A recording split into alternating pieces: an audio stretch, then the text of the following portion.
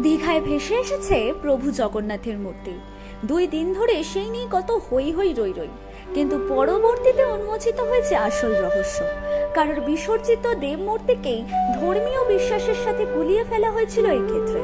তবে পুরীর জগন্নাথ মন্দিরের বিগ্রহ কিন্তু ভেসে এসেছিল এইভাবেই সমুদ্রে, তাও আবার সুদূর দ্বারকা থেকে।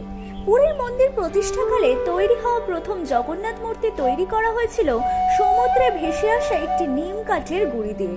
এই মূর্তি তৈরি করার জন্য স্বয়ং বিশ্বকর্মাকে মনুষ্য রূপ নিয়ে আসতে হয় জগন্নাথ ধামে।